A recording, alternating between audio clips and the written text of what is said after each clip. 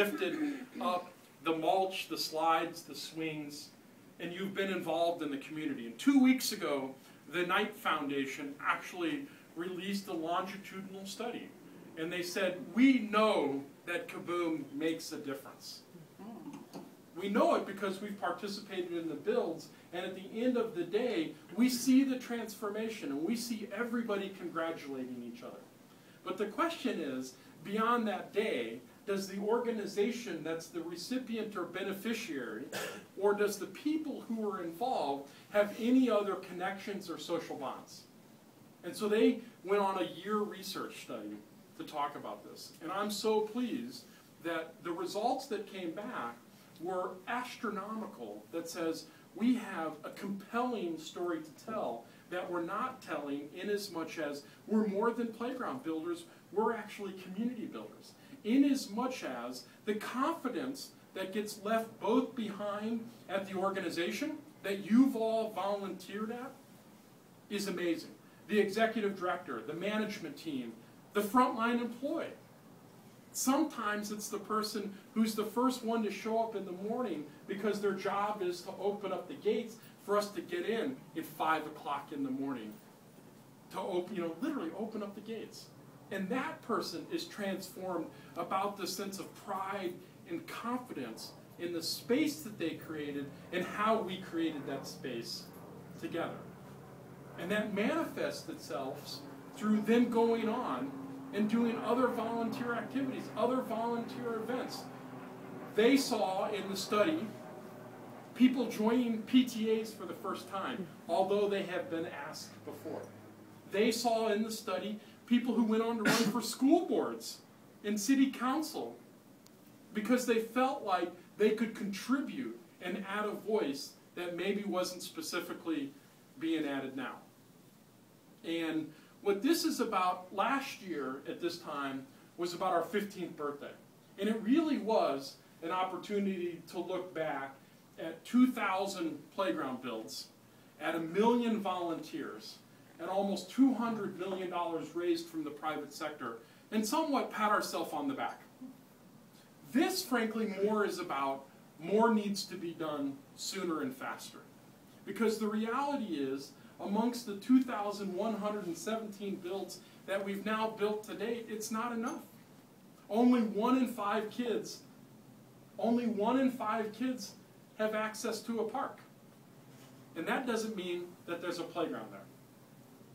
And if there is a playground there, is it the type of playground that's going to bring about their imagination, their creativity, their sense of wonder, joy, cooperation, collaboration, whatever else that it takes, that some of us, and I hope many of us, got as children, that I fear that many of our young people today are not getting. The sad reality is that Kaiser Permanente reports in the Pew Charitable Trust that kids under the age of 10 are getting 7.5 to 9 hours of screen time every single day. That kids under 5 years old, many times get less than an hour of outside play every single day, and that includes transport. So what KaBOOM in our next iteration really wants to do is invite parents and teachers and policymakers into being a part of the solution. And being a part of the solution is first and fundamental is that all of us have to change to become more playful. Because we can't expect our kids and our grandkids and our nieces and nephews to be playful if we're not playful. So we have to change and be playful and give them permission to be playful in being creative, active, engaged, and excited in what they're doing. And then the second thing is we have to think about all of our kids. And it's our kids who maybe live with us that are part of our family, and it's our kids who live on the same block and in the same neighborhood. Because the low-income minority kids are being left way behind too far and too fast. 2 in 3 African American kids under the age of 5 years old are not just considered overweight, but obese. Hispanic population is actually even worse. low income, under 5 years old. And once you gain that weight, it's so hard to lose that weight in the future. And all I'm asking tonight, and all KaBOOM I think is asking of each of us, is that as much as we've done, we've got to do more faster. Because the challenge is getting bigger, faster.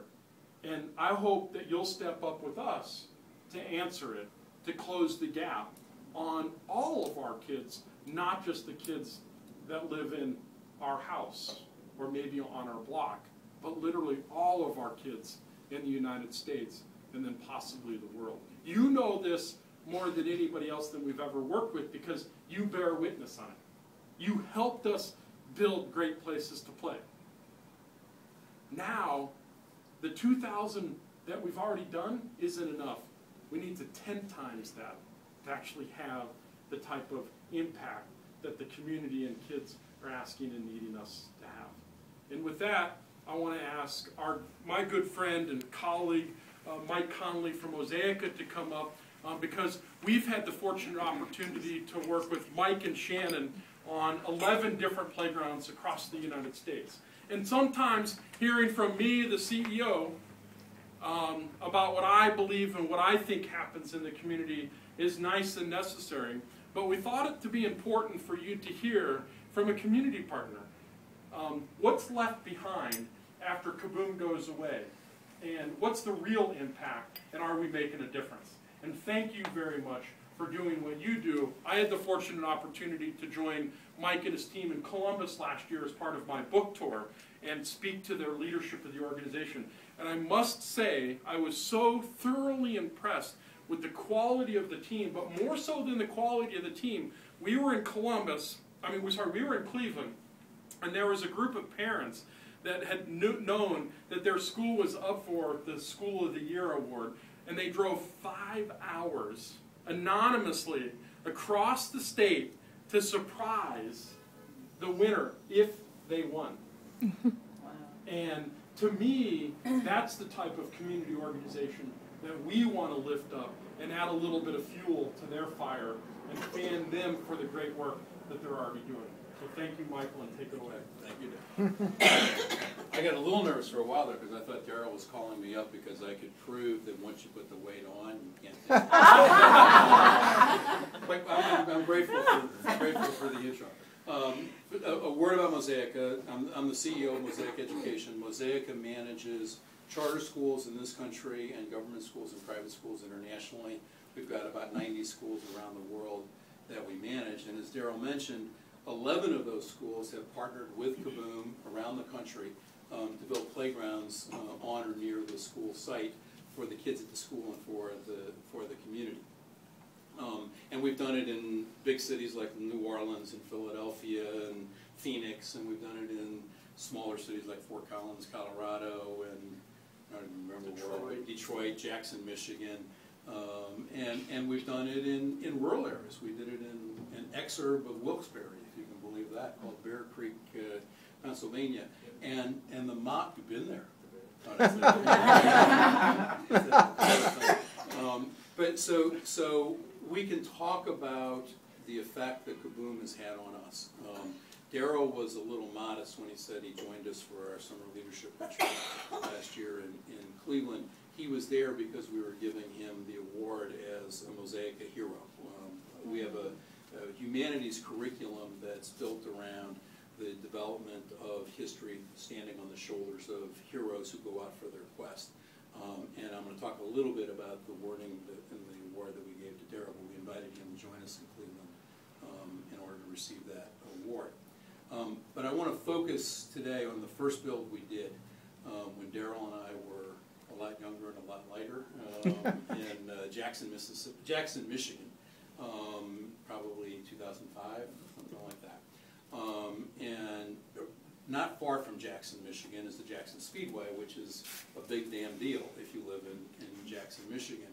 And on the eve of the Jackson 500 or whatever they call it, the big NASCAR race that's held at that track, we did a KaBOOM build.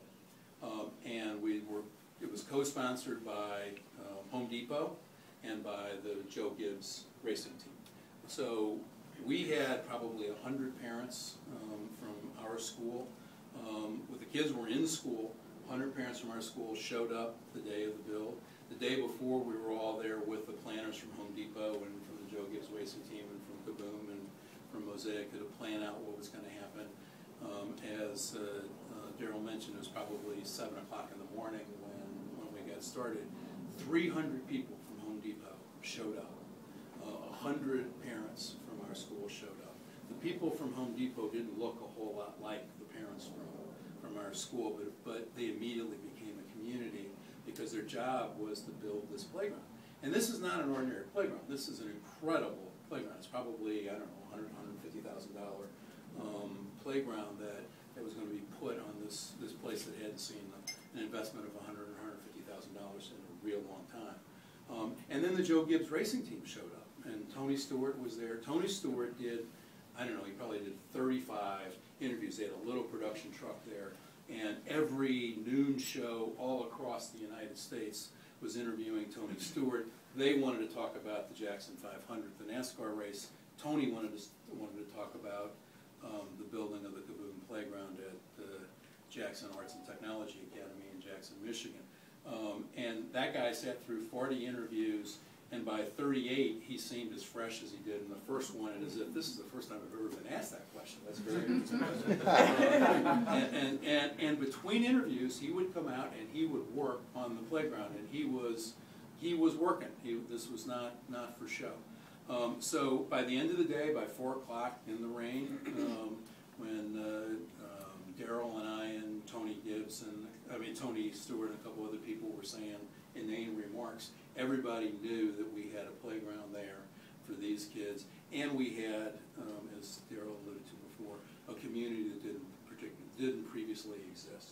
They shut down the Home Depot stores that day in the Jackson area so that the people could volunteer, their employees could volunteer and come out and work on the playground.